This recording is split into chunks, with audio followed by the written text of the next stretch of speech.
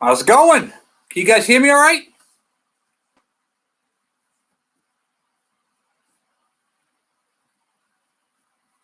Just doing an audio check. I think everything's all right. Let's see here.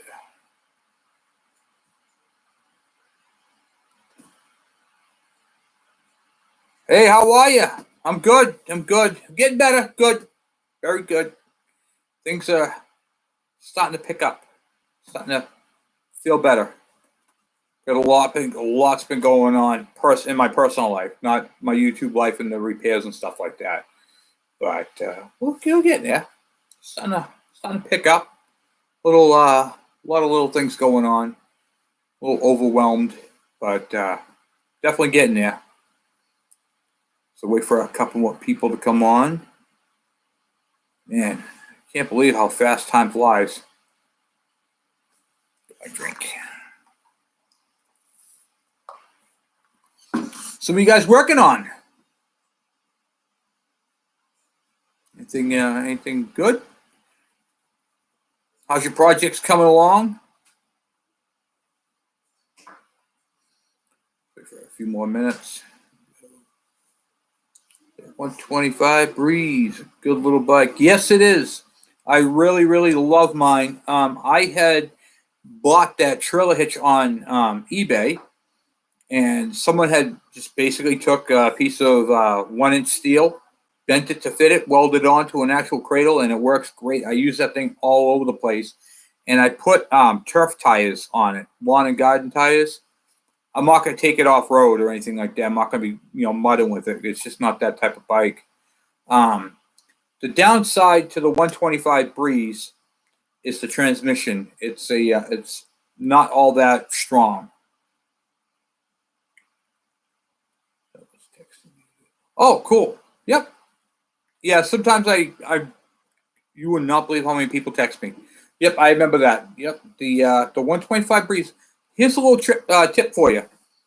The 125 Breeze has a sister bike, and it's called the 125 Grizzly. And that is the same bike, just that it has the racks on it. So if you want to put racks on your 125 Breeze, you can get them right off of a Grizzly. You can use the plastics and all that. It should fit right onto your bike. Same engine, same transmission. So if you're ever looking for parts and you can't find them for a Breeze, which does happen, you can get it for the Grizzly. Yep, it's pretty cool. I mean, that's a really cool thing to have, to know what the sister bike is. I always tell people that. Learn what you have, because parts are getting harder and harder to find. People scrapping parts, people throwing away bikes. So when you go to look for parts like sprockets or shifters or whatever you're looking for, magnetos, stators, you can get them from a sister bike, which really does help out a lot, a very lot. So it's one of those type of things.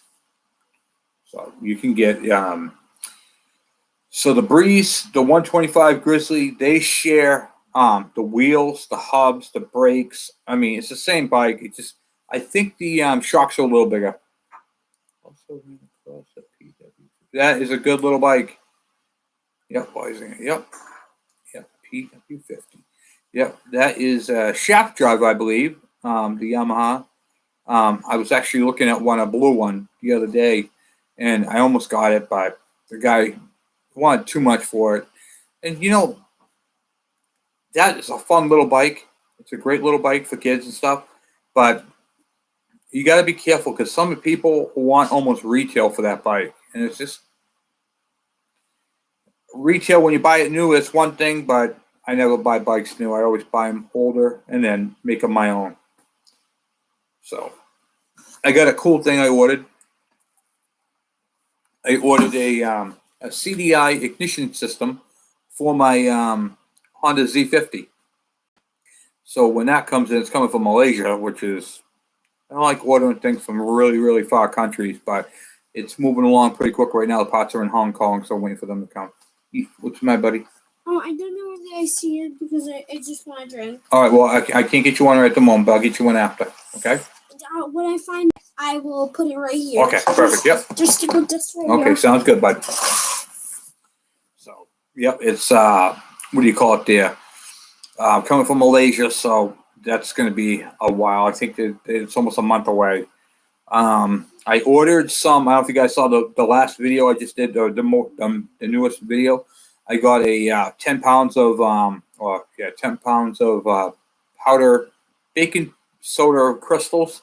I'm going to try doing some carburetor cleaning with that and see how that goes. Hey, you want some of my drink? No, I just wanted to call Michael. Okay, go ahead. You can call Michael. So with the guys. So, yep, it's one of those cool things. We're going to be trying to, you know how you get that white powder in the carburetors. We're going to be trying different sandblasting and see if we can restore or bring back one of those old kind of corroded carburetors. Just because there are so many of them and they all get water damaged. We're going to start getting into Dave's bike this week coming up. I've been not putting it off, but I've been waiting for parts to come in. One part I thought I had, and I had the wrong one. So I had to send that back and get the new one. So that's coming in. It should be in this week as well. And then, of course, I got the manual and all that for it. So we're going to be going right through his motor, right straight through. Hey, Larry. Hey, I did get your text the other day. I'm sorry I haven't had a chance to get back to you. But it's awesome. Thank you. Thank you for, what do you call it, all your support. And all you guys, thank you. And it's crazy. The channel's even been growing without me. I'm the guy. It's even been growing. And it's because of you guys and all the support. I just been going through a really tough time, and it's been crazy. So on the way down the Florida, I'll tell you one of the things I really didn't want to. How you doing? Hi, Gianna. On the way down to Florida, I hit a pothole, ruined the rim, ruined the tire, and I thought it was just a tire in the rim. On the way home, did the same thing. Hit another pothole, ruined the tire, ruined the rim. But did something else. Ruined the whole power steering rack in the car. $2,500 worth of damage. It's like, oh my God, I'm going to die. So our car is still at the shop, at the dealer, being repaired. And we're waiting for the insurance adjuster to get over there, which ain't going to happen until tomorrow. So, yeah, it's crazy. It's crazy. It's just unbelievable. So I've been dealing with all that. So that's why that's one of the things that's been going on. So, but we are back and we're going to be pumping out some videos. Not doing obviously a video tonight because we're doing a live chat, but tomorrow I'll be back in the shop recording the video. So there'll be another one up on Thursday. You guys check out Robert's parts. The tank is beautiful, absolutely beautiful. We do have some repair work to do to it because when they welded it, they didn't do a great job, but we're going to fix that. And what was it there? Oh, it's just the parts have been beautiful for that bike that have been coming in. So I can't wait to get that bike together. We have Dave's bike. We're going to get that motor. I'd like to get that done by at least Tuesday, get the motor back together on the frame. The bike is ready to go. It just needs the motor put back together. So we have to go through the whole engine and we're going to set the whole thing up properly. And you know how we do it, right through it. And I'm going to be showing you guys as we go what you can do to the bike to performance it. Now, we're not doing that. We're keeping this bike stock. But as we're getting into the bike, as we're getting into the build, I'm going to show you different things that you guys can do to get more power out of these bikes. Some pretty hefty modifications. Detail. You got to make sure you're very detailed when you're doing these type of things because if you mess them up, you only get one shot at it. So when I tell you guys to do things, I've been noticing that some of the people on the channel, they watch my videos, they watch so-and-so's videos, and then they watch so-and-so's videos. And they try to take all three of those things and put them into one. And then they get lost. And then they contact me because I'm the easiest guy to contact because nobody else does what we do here. And they start giving me all this information. I'm like, where'd you get that from? And they're like, oh, I watched this other guy. I'm like, oh, there we go. So basically what I'm saying is pick a track and stay in it because when you start implementing, everybody has different techniques. I'm teaching you guys my technique. If you watch another channel, they're going to teach you their technique. Doesn't mean it's wrong. It just, that's their way of doing it. And then so forth and so forth. Everybody, you can have like 5 mechanics and they're all going to do things differently. And that's okay. The end result is the same and it's done correctly. Keep that in mind. But when you're trying to do bikes, like one guy was talking about, he's testing this and testing that and testing this and testing that. And he's like, oh, it's my ignition coil. When I know it's not the ignition coil because I've been doing this for so long, I might just replace the condenser. That's all you need, points of condenser. But the points are working fine. Well, not when it's running. So, or the condenser's failing under a load. So it's pretty good. It's one of those things where you really gotta, take advice, but take it from one person. If it's not me and you're watching another video and he's got an easier way that you understand more, watch that one. Stay with that, and go through the whole steps. And don't shortcut. Follow it step by step by step, because it doesn't matter who you watch on YouTube or who you're doing it with. If they're getting it going, they're doing it correctly. So you want to make sure you're watching them, watching how they're doing it. And if something seems really, really off, stop, throw your hands up in the air, and then, fall back. Too many people are watching too many different channels, and they're like I said, they're implementing all these different techniques and learning different things, and half of them are just not right. So you really got to be careful what you're watching. The Suzuki LT 185 1986, great little bike. It's actually my 125 with a little bigger, what do you call it there? Displacement on the engine and suspension. Mine is, as Harvey Spooner says, it's a pig. It has no steering. It is no suspension in the front, and there's one shock in the back, and that's it. Actually, I don't even think it has a shock in the back. I think it's just a straight frame. So what they do is they lower the tire pressures, and that's your suspension. So, but on the 185, I believe it has suspension, full suspension. It's a great little bike. It's a 5-speed semi-automatic, so there's no clutch. And it's just like, you hit the thumb, then you want to shift, you let off it, and then you drop your next gear. So pretty cool. And they have reverse. So that's a really cool thing. Great bikes. All mine are 125, and they're all getting lawn and garden tires because I've got kids and they're going to be riding them around the yard. So my 4-wheels I really don't do nothing with, but my, my 125 Breeze, that's my workhorse, and it shouldn't be, but it is. When I use it to move something, it's pulling something typically pretty heavy. I had an inline 6-cylinder 300 in the trailer the other day and moving it across the yard. So it can haul a lot of weight and it can pull, but once again, you gotta go easy on it. It's a small bike. I sold my Kawasaki Brute Force 650. That was a great bike. 4-wheel drive. I just didn't use it enough, and it was going to waste really.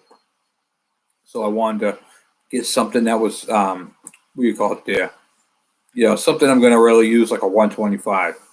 So, but someday I might get another one. I don't know. We'll see. I really don't do a whole lot of 4-wheel. I don't really do a lot of off-road. I really don't have time, which I'm going to be changing that. So, how you doing, Brian? I got your text too, by the way. I just haven't had a chance to reply to it, and everything's been going kind of crazy. But yeah, well, man, I tell you, it's good to be back. It's really good to be back. I really enjoyed this. I was going to do it tomorrow night for Wheelie Wednesday, and my wife was working late tonight. I said, you know what? I'll do it tonight and be back in the shop tomorrow. Tomorrow's going to rain, so that's going to be good. I can get the stuff done in the shop. I got to clean it all up first and then get all that done. Literally, when I stopped doing the videos for a few weeks, I literally haven't touched anything. So everything is exactly as it was. So we're literally just going to pick up where we left off and like nothing happened. So, but yeah, no, it's fun to be back. I'm really glad to be back. It's just been a really crazy time. And once again, thank you guys for your support. It has been amazing. And I can't believe that the channel has grown even with me not even in it. So that right there is awesome. I'm building 5 go-karts with 2 12 Predators engines. Oh, nice. Yeah, the 212 Predators are. I like Honda engines, but there's so many modifications for that Predator. It's crazy. They got stage 1, 2, 3 kits. I mean, you can really build these motors up, and they're fun. I'm an old school guy. I like the old L heads, less power, but I like the sound of them. Um, it's just how do I put it? I'm going to be putting a Briggs motor on a KE frame to make one, so I'll be using a Comet clutch for that, which is going to be pretty cool, and doing a bike up like that, just for the sake of doing it.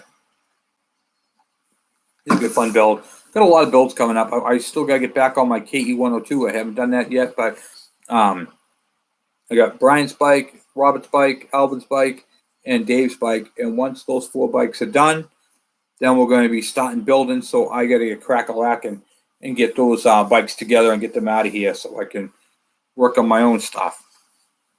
The Z50 build, I did that because it was cold, for one.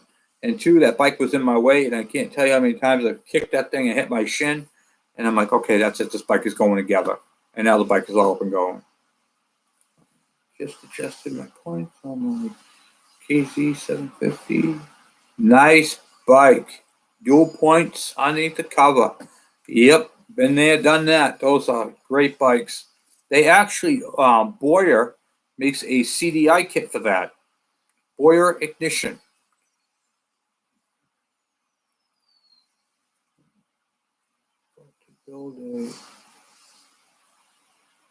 Oh, nice. Yeah, that'd be cool. Yeah, trikes. What Briggs and Stratton motor are you using? Just out of curiosity, those are great. That's a great bike. That's gonna be a nice bike. I love Briggs and Stratton. Briggs and Strattons are my favorite motors.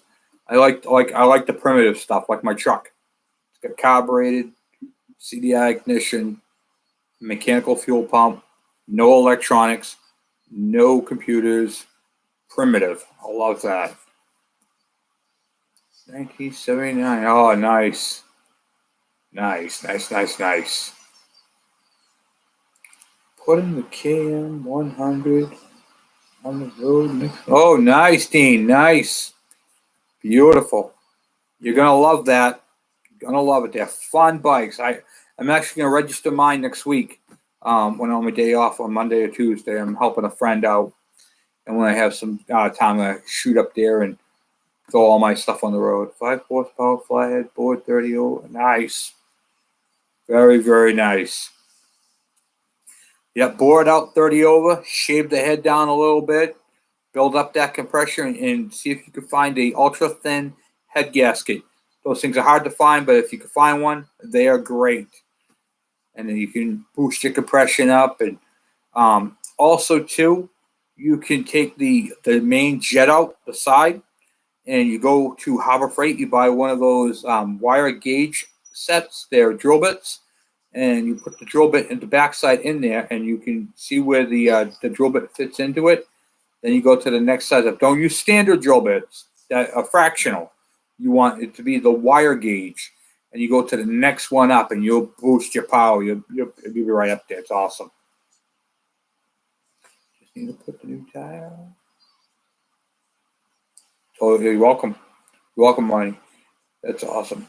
Yeah, the tire. Once you put the tire on there, you'll be good to go. I actually have videos on how to set that up on the KM100 on my yellow bike. That's got 2 new tires. I blew a tire out. Don't do what I did. Make sure you get a new tube. So I got to tell you guys what I did. So a while back, when I did the video and putting the tire and stuff on the bike, I didn't do a video on putting the tire on the rim, but sometimes I get too cheap. There's a thing called too cheap. Let me tell you what cheap is. Cheap is when you change the tire and you use the old tube over. Well, this is never recommended. Always put a new tube with a new tire. Don't be cheap like me. I did it, and then it ended up blowing up. Why did it blow up? Because the tube was already set into its groove where it needs to be, and then I disturbed it. When I did, it actually cut into the side, and put a hole in it and popped it. So get yourself a new tube every time. That way it seats in there properly. And the band. There is a rubber band that goes around the rim and covers over your spokes. They're like $8. You can buy them. It's just a tire band. Make sure you get that band because you want to cover over those spokes. In the event you have a bike you can't find a tire band, which does happen. There's been a couple bikes where I couldn't find that particular tire size band. So what I did, you can use duct tape. Put duct tape over the spokes, go all the way around the rim, poke your hole in it for your valve stem to go through, and that's acceptable. Add it. Just going to replace the tube. Yep, wheel bearing. Yeah, you might as well. You're already there, and then you know they're done. Best way to do it. You can't go wrong with that. I do that on all the bikes. It's just the best way to go. If you're going to do it like I did my tire tube, I did the wheel bearings, I did the, what do you call it there? The chain sprockets. Just because my chain sprockets are worn. If yours are not worn, then don't have to replace them. But mine were pretty bad, pretty hammered. I don't know if you guys saw the exhaust modification I'm going to be doing with the tip, using an old baseball bat or a seat post. That thing is going to be looking epic. It's more for looks. How you doing, James? It's going to look more cool than it is going to be functional. Okay, so not going to really much be a power gain, but it's going to look pretty cool. And you're going to gain something out of it, but not a whole lot to rate home. It's not going to be like a nitro shot or nothing. You know, it's going to be subtle. Yeah, I mean, check them out. If you get that little margin on the top, I'm going to get into that on one of my videos. But I opened up a whole can of worms the other night when I started doing all these videos on the video. The last night's video was not prepared. I knew I was going to do a show and tell, but then the carburetor thing, and then the exhaust mod, and then all of a sudden I'm like, all right, I just got some videos here, guys. So one video leads to another and stuff like that. Yeah, it's good. I'm pretty stoked about it. I saw that pipe. I'm like, that is the pipe. I never seen a seat post that fat go into that thin. And I'm like, you know what? That's going to look cool on the bike. So my neighbor brings his scrap metal over for my scrap lady. And when we were scrapping, I saw that post in it. I said, oh, I need that post. And then I got to thinking, I could use a baseball bat, an aluminum baseball bat. So I'm going to cut one of them up and do it that way. It's going to be pretty cool. So pretty stoked about that. What else is there? So yeah, I mean, it's literally just gonna pick up where we left off, and I gotta get the shop cleaned up tomorrow. We're gonna be working on that. I got a few things to do. Can't wait to get the bikes all out, get them fired up.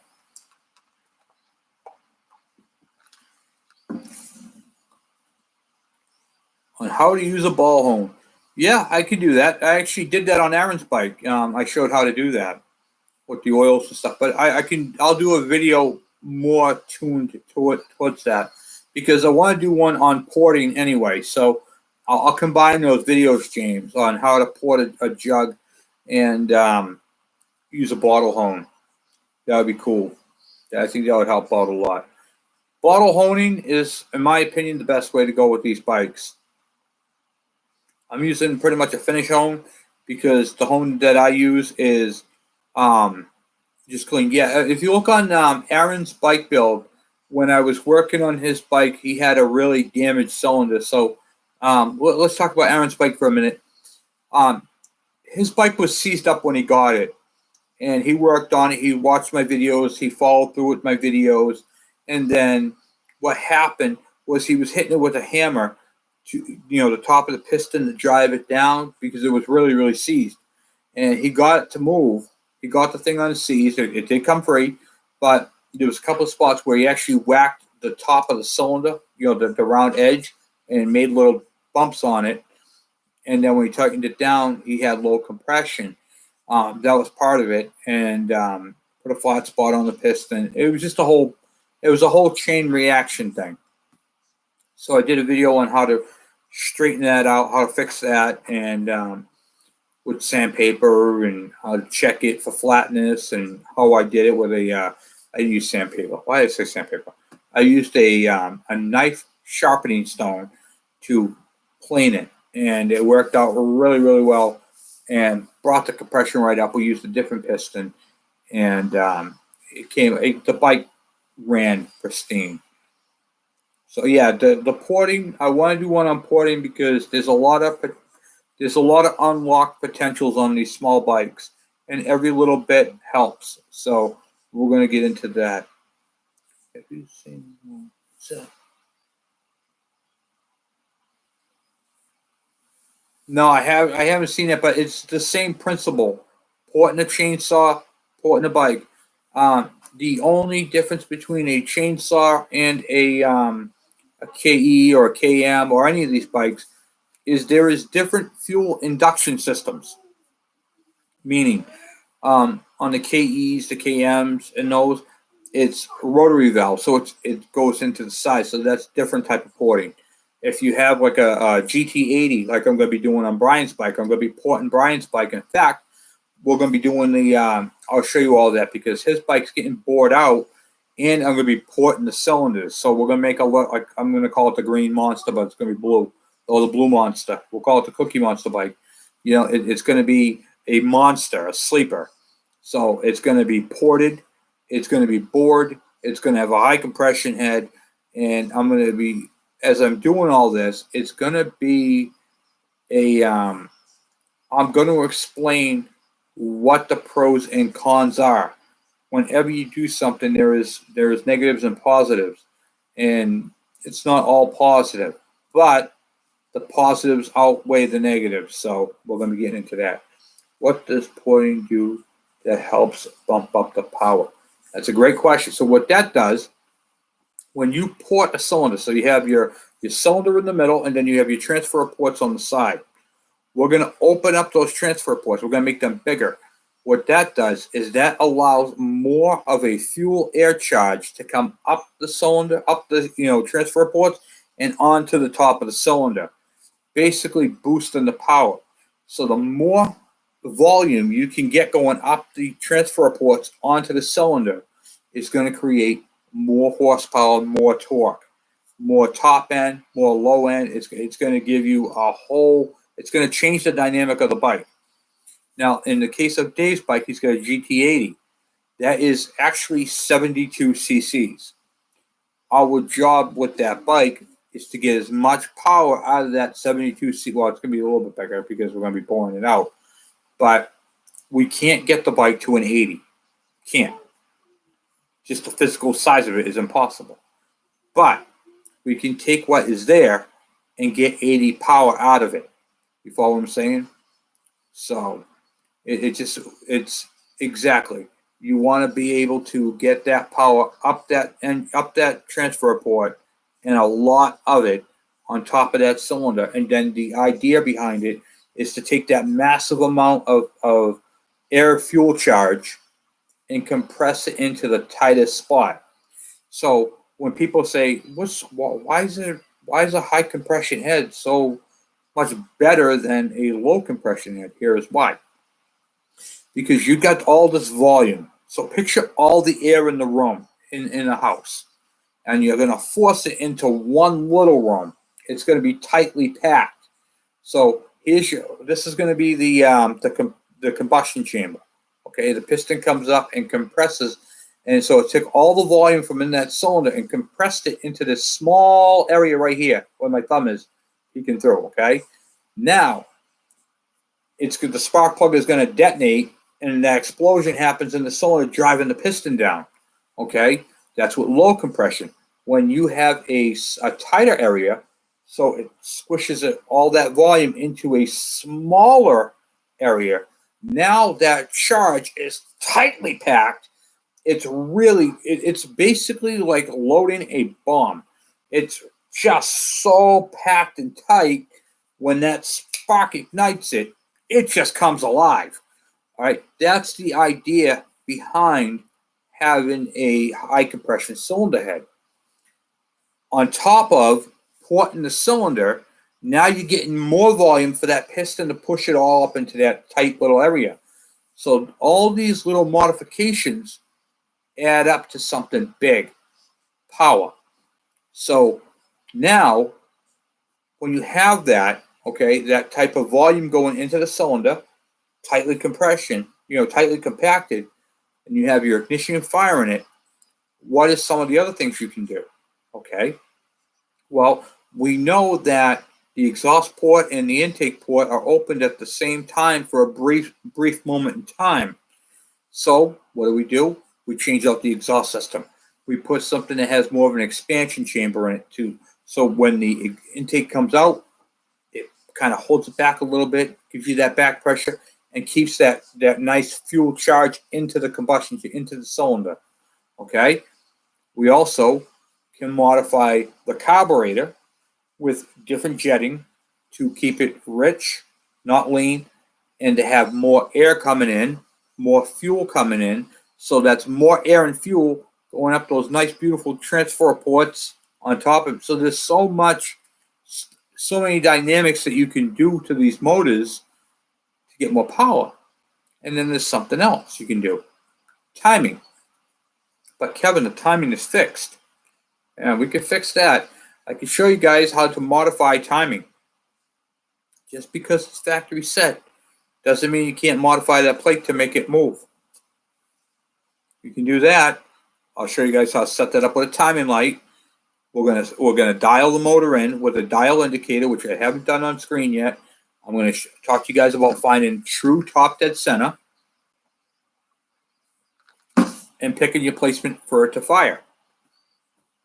So when you change timing, okay, what that means is you're changing. So the piston, a lot of people think that when the piston comes all the way up at the top, then the spark plug fires. That's not the case. The case is as the crank is coming around at the angle, as it's coming around, it fires beforehand and then it goes around. Okay? That's how it goes. So you want to pick a sweet spot where at the proper angle of the crank, and that to spin that crank properly and get the most power out of the timing charge. It's literally, I used to deliver dynamite, and it's all about timing. Timing makes the whole thing happen because you want that nice charge. You want that timing to complement it, if you will. Still searching for my head on my what? Still searching my head. Put power jet. Yep, power jet on a KE 175. Yep, you can get there's a company who makes power jets. It's in my KE 102 videos. I actually bought a universal power jet, had to modify it to fit my carb. I'm going to be doing a video on all that, James. We're not going to be doing a power jet to Brian's bike, and I'll be explaining to you guys that when I do the video, because sometimes a power jet will not help an engine. It will actually decrease power. So in this case, and I'm going to be getting into all that power jets and how to pick them and how to do them.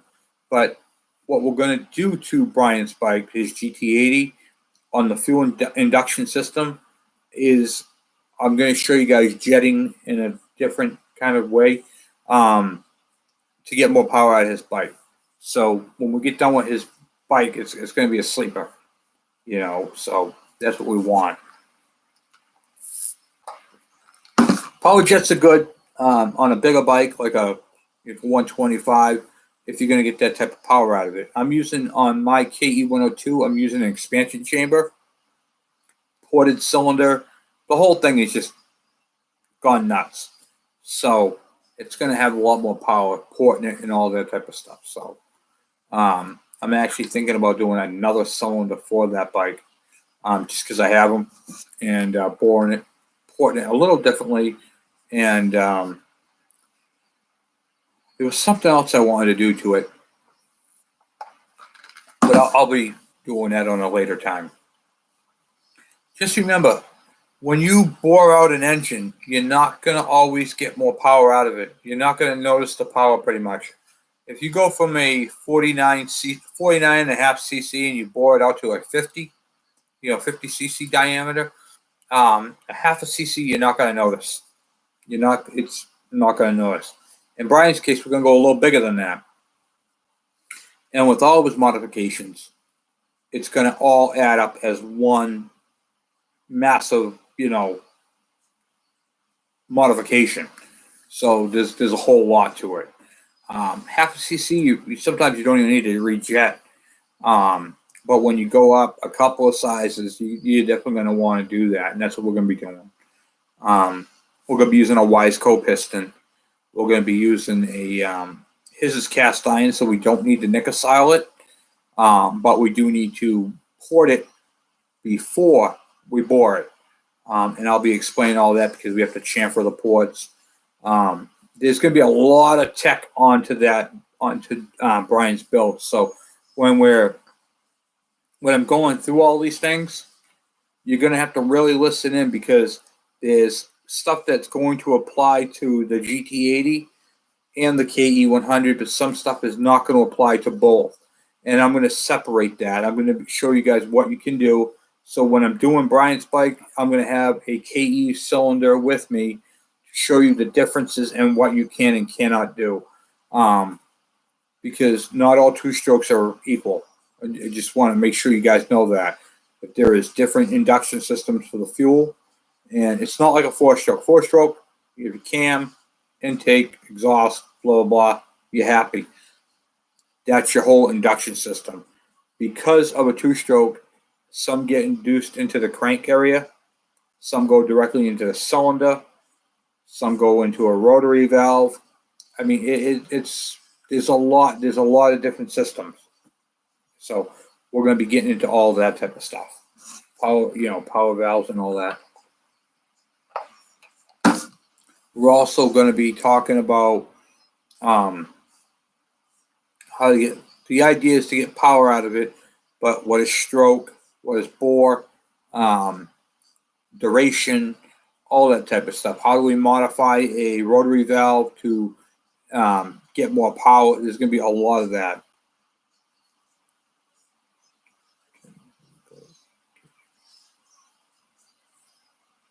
Yeah, and that's a great point, James, because a degree wheel, you can actually print them out. You don't have to buy one. You can actually print out one.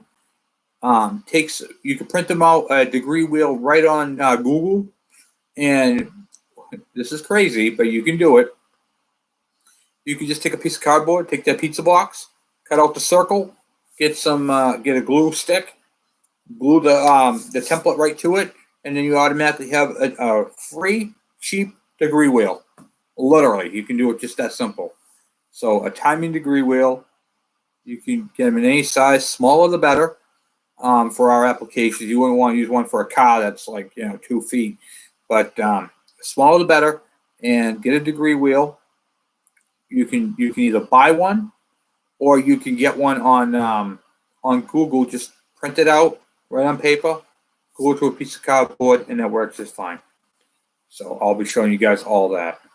I do that because, and I show like the tools because I don't want to lose people with too much technology.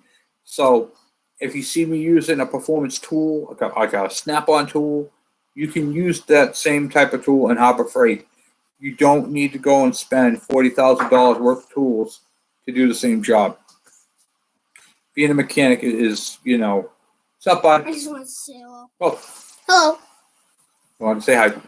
So yeah, you can do all that, and you don't have to spend all the money. In fact, I even own a lot of Harbor Freight tools myself. And I can't find the iced tea. It's probably in the cabinet. I'll get it when I'm done. Wait, the cabinet. What cabinet? The pantry where I made. Oh, okay. It'd be on the top shelf, but okay. So yeah, I mean you don't need to spend all the money to buy all the fancy tools.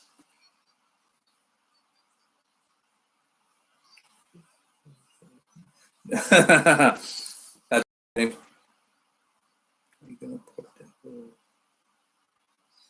I know, right, Brian?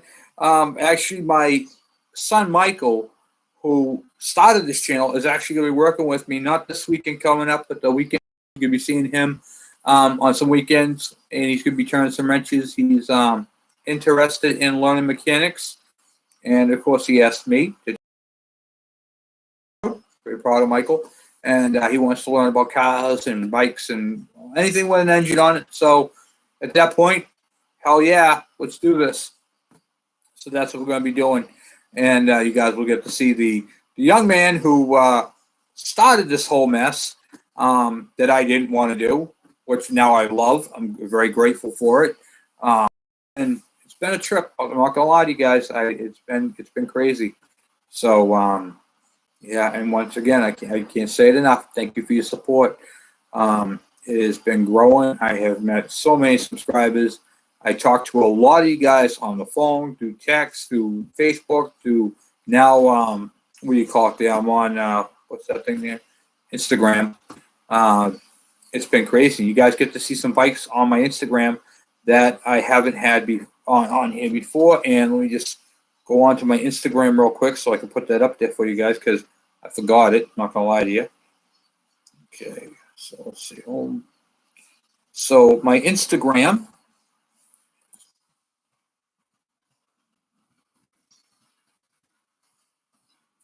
Happening the wrong thing. Hold on 1 second. Sorry about that.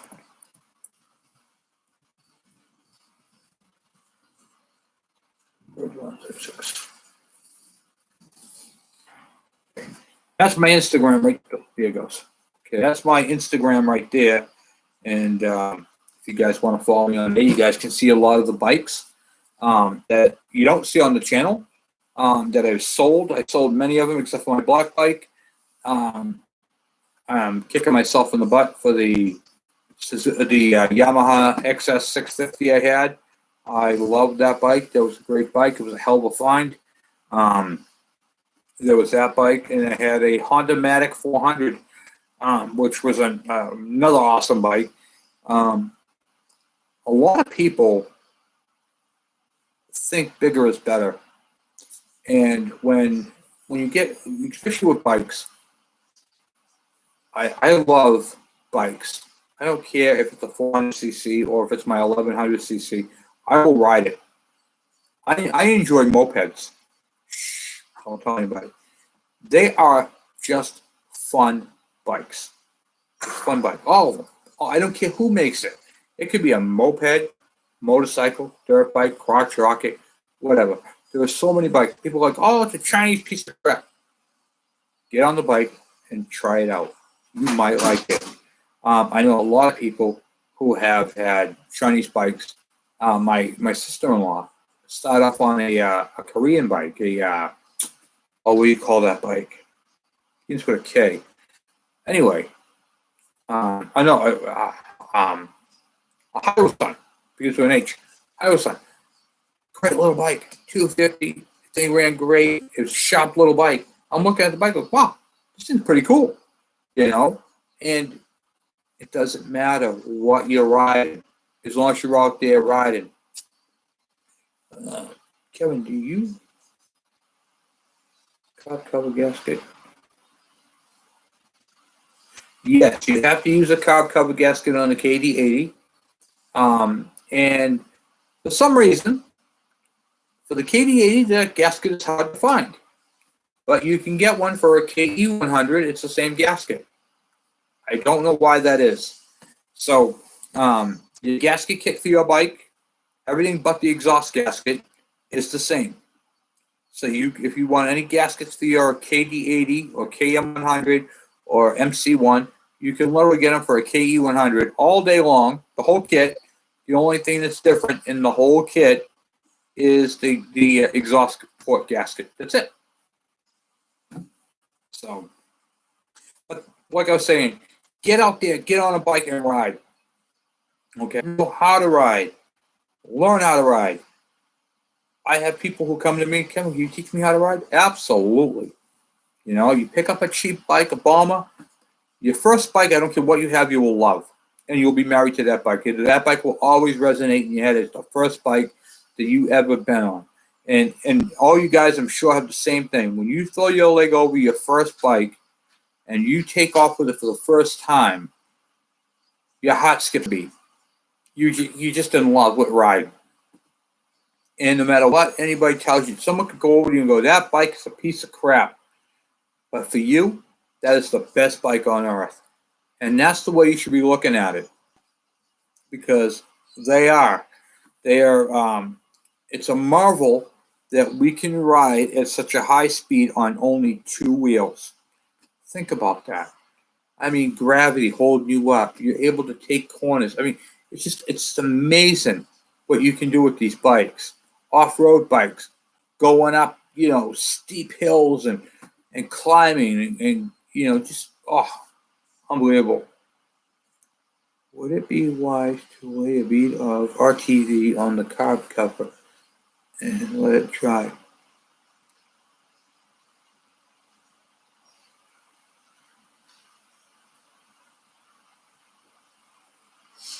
On the side cover, you can use RTV silicone. Just make sure you let it dry before you do that, and don't use a lot of it. You want a thin layer. Yeah, you can do that. Absolutely. I get a lot of them. The idea is just to keep that air box sealed up. The gasket is my go-to because I'll tell you, when you go to take that off, it's a mess to clean up. And you also have to make sure it doesn't flake off into little bits and go into the carburetor. So a very thin layer, don't goop it on. Thin layer all the way around. Yeah, you can definitely use RTV silicone. And it really doesn't matter if it's orange, black, or whatever color you want to use because it's not, that area doesn't get super hot. Just don't use that Ford, what do you call it? The Ford silicone. You'll never get the cover off, or cat cement. And I have to put that out there because one person decided they were going to use cat cement for Caterpillar engines. They worked in a diesel shop and used cat cement on the cover. And well, let's just say the cover had to break the cover coming off. And it's still not right.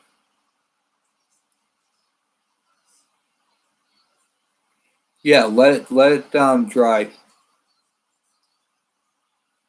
No, you can put together so it dries together. That's what I would do. I would put the thin layer on, screw it down nice and snug, and let it dry at least an hour. Let it dry for an hour, and then go back onto it, and you should be good.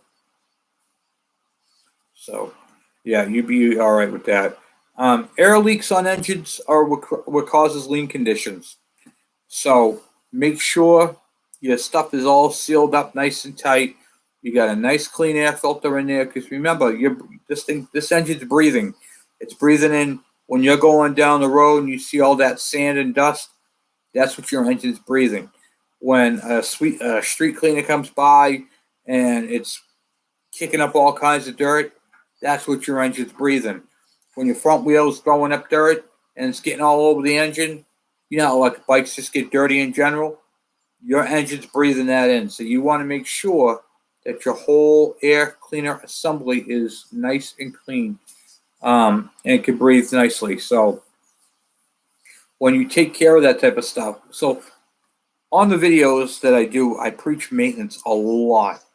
And the reason for that is because these engines are more critical than a 4-stroke.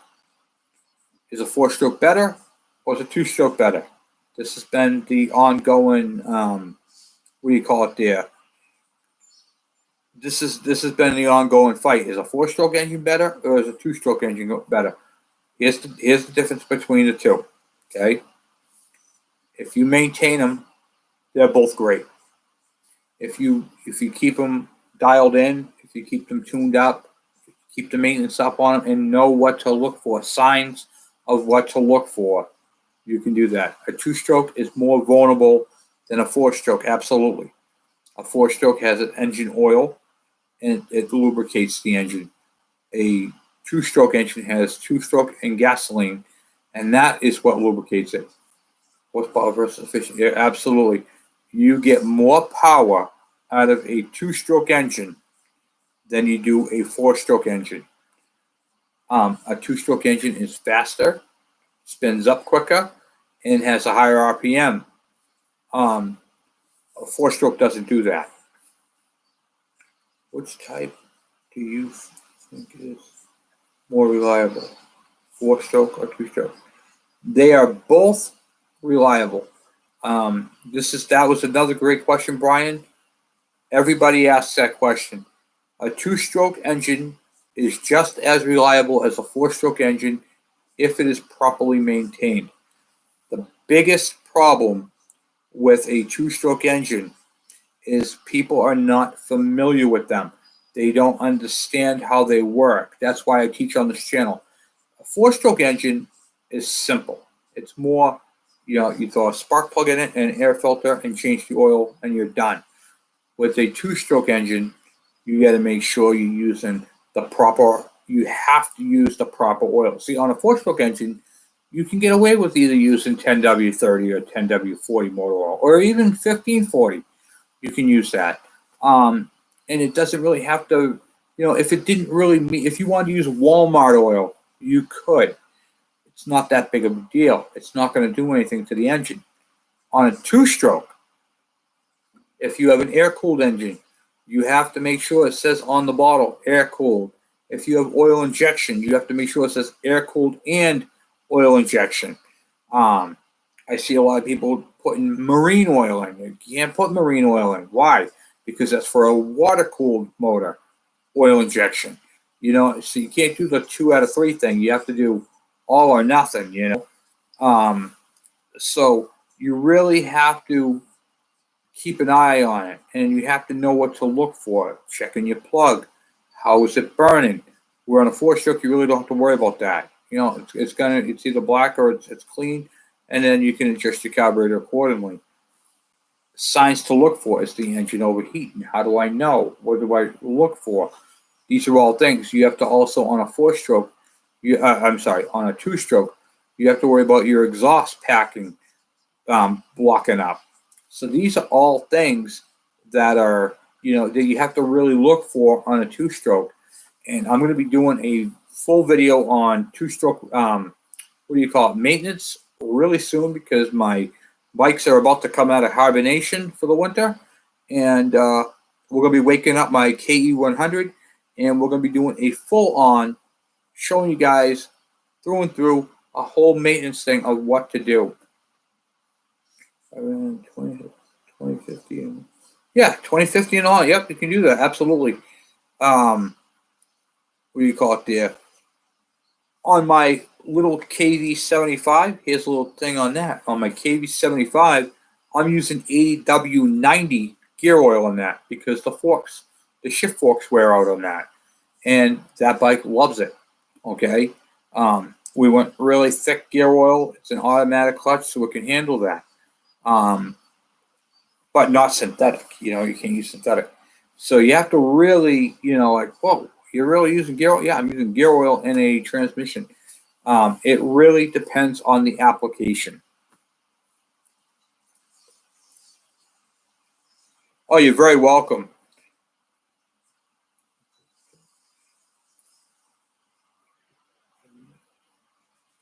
And James, that's why I'm doing this channel. This channel is for you guys. That's what this is all about. Because if I don't put this information out there for you guys to properly fix your bikes, eventually your bike is going to end up in a junkyard, as opposed to you loving that bike. You're going to have memories on this bike because your bike is running correctly and properly, and you're going to get more out of this bike than, say, someone who owns a motocross bike and puts those, like, oh, I've been racing for 30 years, motocross.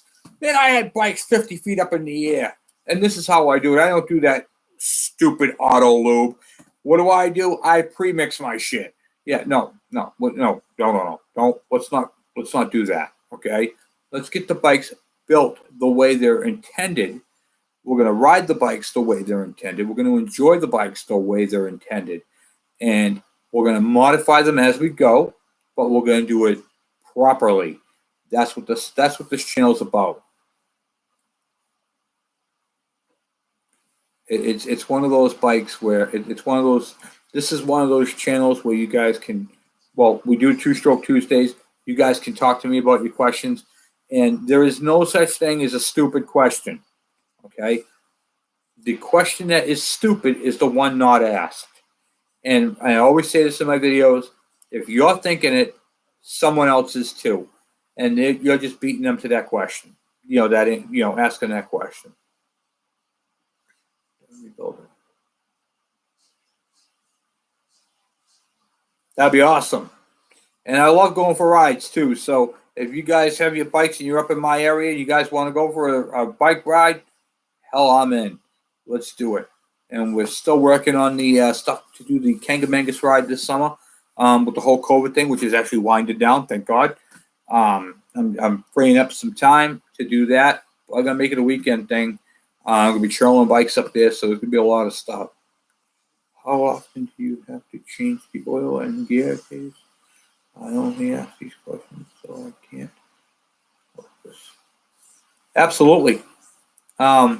So it's in the transmission, which is not under the same scrutiny as the engine. Meaning, on a 4-stroke engine, this is good. This is good. I'm glad you asked that. On a 4-stroke engine, whenever you change your engine oil, you're actually changing the transmission oil at the same time. It uses the same oil as the engine. On a 2-stroke, you don't have to as much because the engine is not burning. The oil doesn't turn black on a 2-stroke. If you look at a 4-stroke engine, you pull the plug for the transmission, it's all black because of the blow by that goes by, scoots by the piston and contaminates the oil. And that's why you got to change it more frequently on a 4-stroke engine than you do a 2-stroke engine. So a 2-stroke engine, basically what I do with mine is I check it and make sure it's clean. Realistically, once a year. I'm not going to lie to you. I haven't changed the oil in my KE100 in, I think, 2.5 years. It looks like brand new. There is no reason to change it. There's no contaminants in it. It's still thick. It's one of those things. If you look at the oil and it's really thin and watery or it looks contaminated, you definitely have to check it. And I check mine regularly. But there is really no reason to change it unless your clutch is starting to wear. You'll notice it'll start to turn different colors. It'll go from honey gold to a dark brown on a 2-stroke because it doesn't have the blow by from the engine. So yeah, I'm not sure about that one. No comment. But yeah, you really, sometimes the books don't even have the thing. They want you to change the oil more than not. Just as long as you don't use synthetic oil. The thing with synthetic oil is everybody tells you to run synthetic. Oh, wow. No, you got to get some synthetic in there. Change that motor over to synthetic. The problem with that is it's too slippery for the clutch, and the clutch won't grab properly. It'll wear out. It'll grab it first, but as you're doing it, it will have some slippage.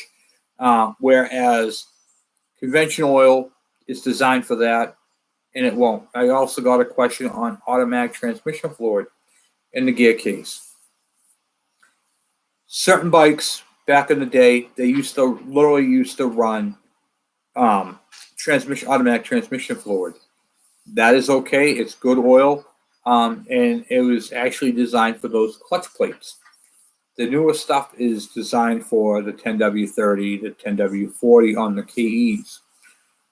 What I always like to do is go by the recommendation of the manufacturer. In the case of my KB75, my mini bike there, or the MT1, that bike right there has a notorious for wearing out the shifting forks. So instead of going to manufacturing, I went with what I know, my knowledge of working on these bikes for 30 plus years, and we changed it over to 80/90. Plus, I also have a good friend who has been who literally restores these bikes, and he recommended it too. So that confirmed it, and then that's what we did. I need some of that. Good. So, and that's how we did it, so it worked out pretty well. And I haven't had a single problem with the bike running that. and the bike engages great and all that. I also was going through my stuff and found I also have that other motor that I built out of junk parts. I have a frame and a whole bunch of parts except for a tank. I'm missing a fuel tank and a air filter assembly and a couple little things like a muffler for the KB75, and I'll have another one. So I'm probably going to put a roller together and just keep it together for parts as a bike, as a runner, but put the parts and pieces into it at a later date. It's amazing what you have when you don't even know, especially because I've junked so many bikes. I'm going to be downsizing on parts, on side covers. I got a lot of side covers. I'm going to be posting a lot of that Sharks. Nothing fancy, no carburetors, no ignition systems or anything like that. But I'm going to be getting rid of a lot of parts and pieces because I literally don't need them. I'm going to put them out there for sale, and I'll be doing all that. So nothing too crazy. Nothing too crazy. Like I said, just basic parts that I just. How many side covers you need?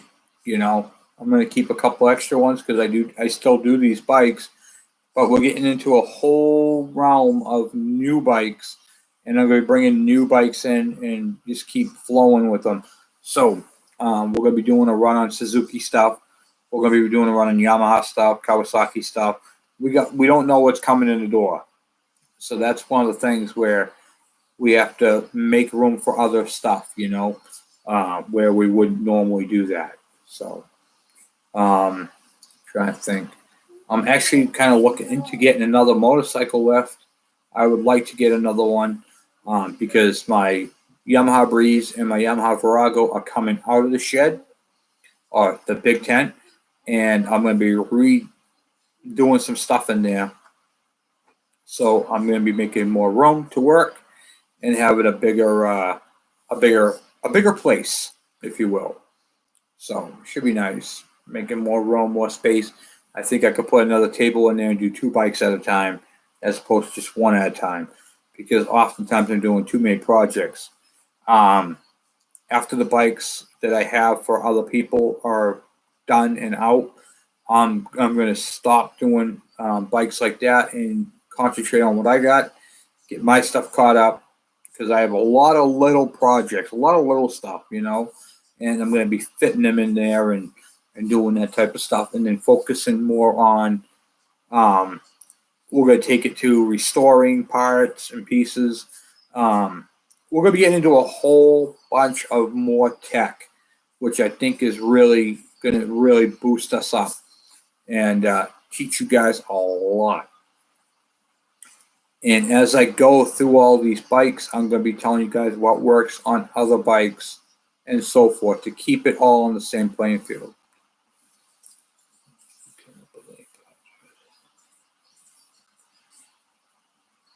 Yeah, when I get just so you know, James, I don't like selling parts. One of my biggest problem with parts is shipping and having the time. So when I was talking about the parts that I have for sale that I'm going to be selling, those parts will be either like on eBay or in the forum or on the thing that I'll sell them through there. Typically, when I get a new bike series, like a KB75, I've got a KB75, I'm going to do a whole run on that bike. I go from top to bottom on them.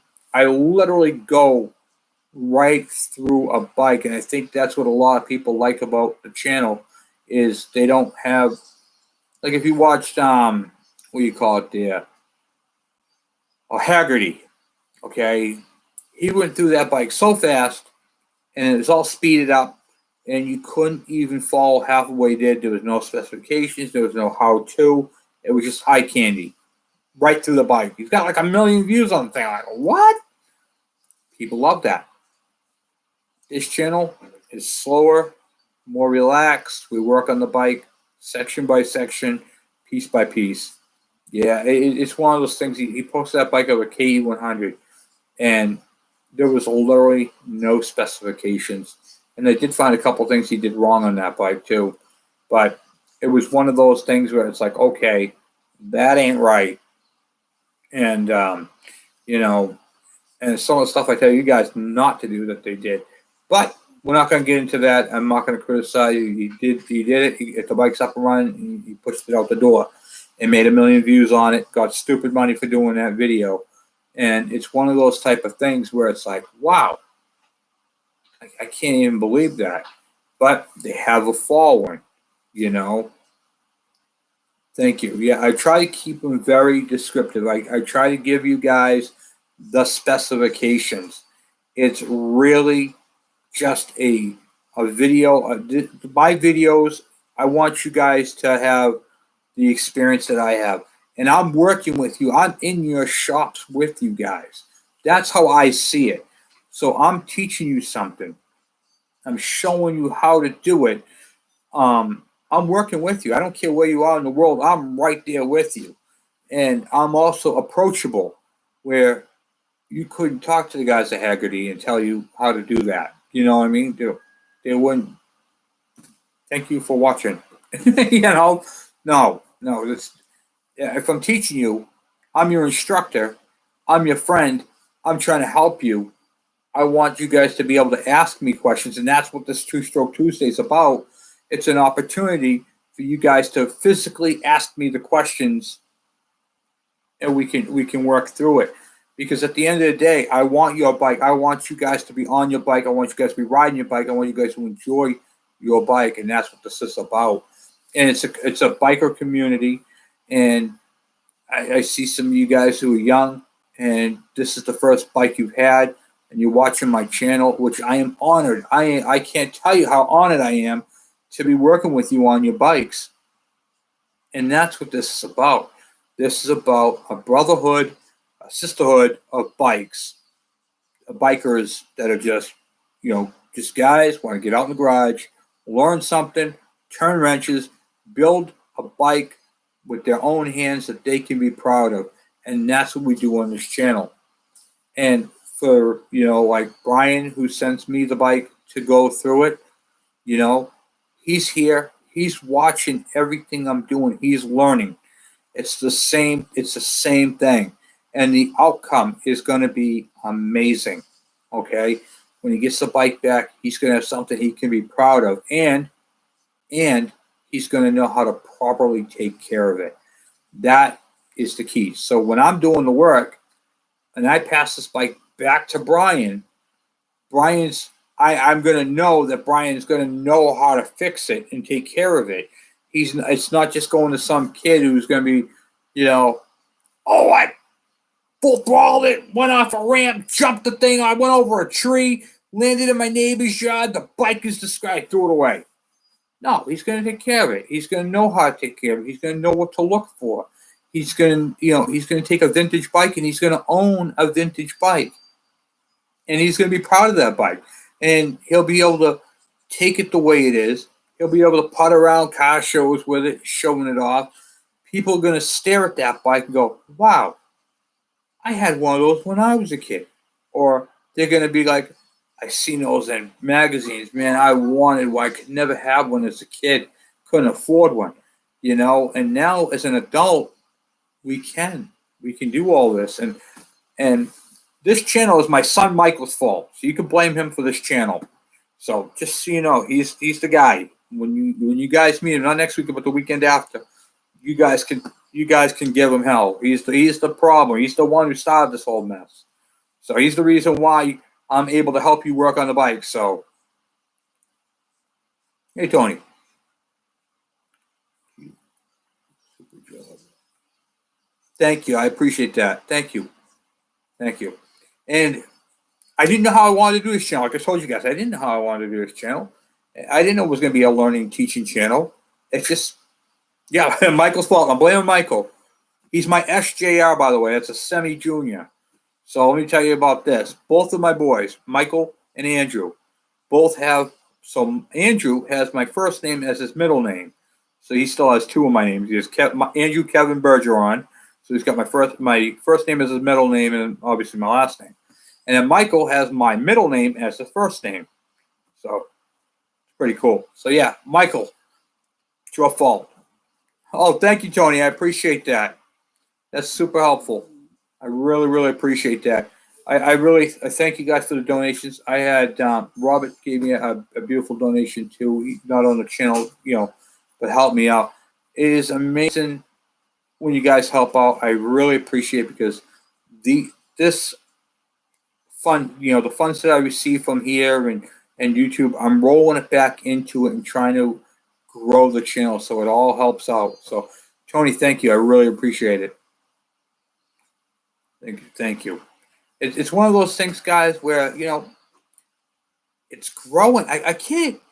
I gotta stop for a second. I gotta tell you something that blew me away. I was at 5,000. I forgot how many views, how many subscribers it was. But in the 3 weeks, okay, or 3 weeks that I haven't been able to do a video just because I had a lot of stuff going on, life stuff, not like injuries and stuff like that, but like physically had like a lot on my plate that you guys, it was just my whole world came in on me. And now I talk about the cow was a little, that right there was a hole in the wall, okay, of what happened. But you guys have come out and it's been amazing. And I can't believe this channel grew. Like, I'm talking like 60 subscribers, guys. I'm not even kidding you. 60 subscribers within that time frame. And I got a notification the other day, and I use TubeBuddy, the free, and on my TubeBuddy it said I hit 5,500 subscribers, and I was like, what? I'm already there. Like, wow, that was quick.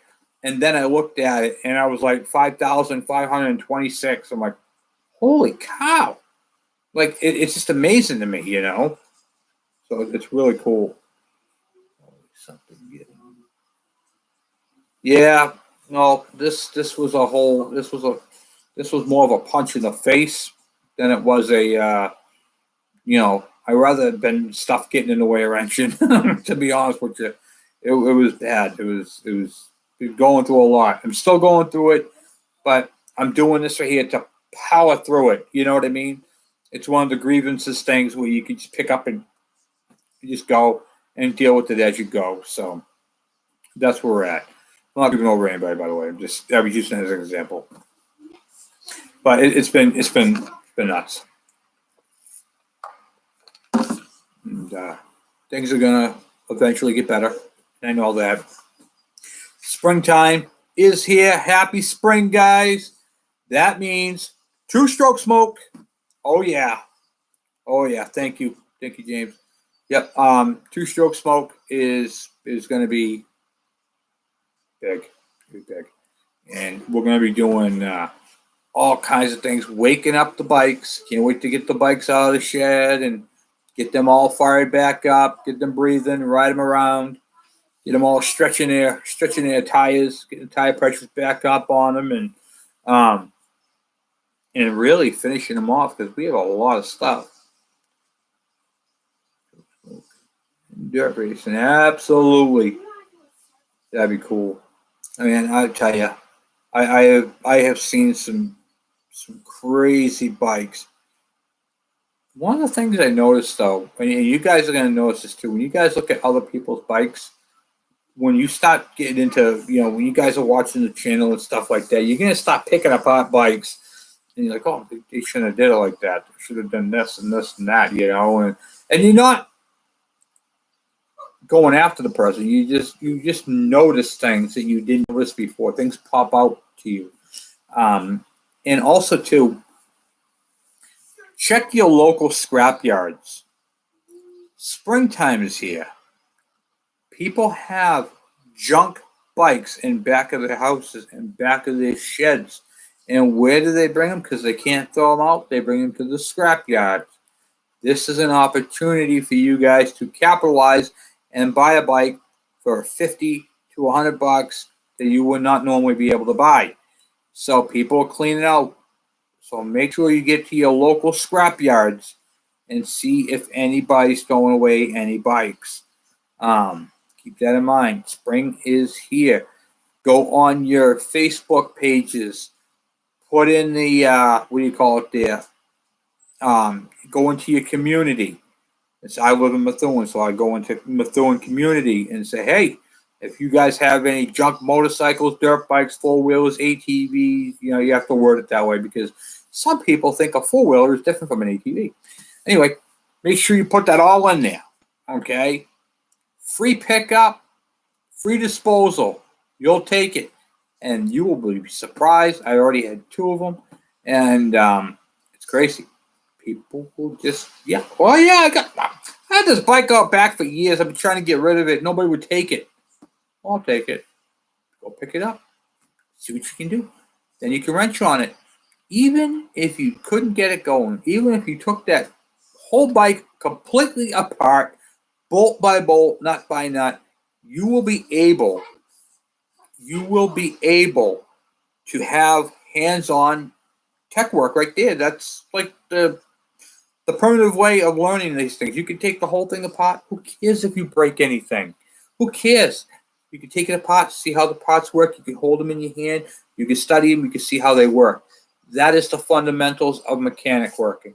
And that's what I'll be working with on my son, Michael, not this weekend, but the following weekend coming up.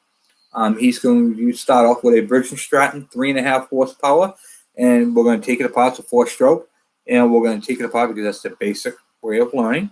He's going to take it apart, and he's going to learn all the strokes, how it works, how it breathes, how it exhausts, and that's the best way to do it. Several RD 350, you lucky son of a gun, you. Oh, my family property that needs to be parted out. Oh man, I'm jealous. I would love to have an RD 350. Oh my God, Jesus, that is a fun bike. I love that bike. It is hard to find around here, but yeah, that's he'd be parted out. I wouldn't part them out. I'd fix them. I would. RD 350 2-strokes. Oh man, that is a fun bike. I got an opportunity to ride one, 74, I think it was, and that thing, wow. James, it pulls you around corners. It is like, it's not like a regular motorcycle. Like the RD 350 Yamaha, that thing can handle corners better than my 1100. It's got a faster takeoff. I'm pretty sure the body even beat it in a race. The 350 is just a great bike. 2-cylinder, air-cooled, 2-stroke. Just a beautiful bike. Beautiful bike. I also have out back a Suzuki 250 motor, and haven't heard it run. It looks like it's even got new pistons, and we're going to get that thing. It's a 2-cylinder. We're going to get that fired up. Boston, 1980. $50. Oh yeah. Oh man, lucky. Great bike. Man, that bike's on my bucket list. That is definitely on my bucket list. That is a beautiful bike. I love those bikes. Well, guys, I'm gonna have to end it here for the night. I am.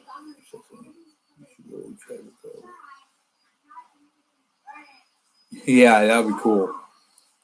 Yeah, that would be cool. Yep, that's the bike I had. It was orange. Orange. Yep. Oh, I didn't have it. I rode it. It was someone else's bike. But yeah, it was cool. I wanted it though. I'm not gonna lie to you. I wanted it. Well, anyway, guys, I'm gonna end it here for tonight. I want to say thank you guys once again for all your support. Thank you, Tony. I really appreciate the super chat. That really helps out a lot. And we'll be back at tomorrow. There's not going to be a video tomorrow, but I'll be making a video tomorrow. So I just want to, once again, thank you guys for all your support. Thank you for coming out and hanging with me on 2-Stroke Tuesdays and asking the great questions. Just talking bike, that's really just awesome. And I can't say thank you enough for all your support, especially in my downtime.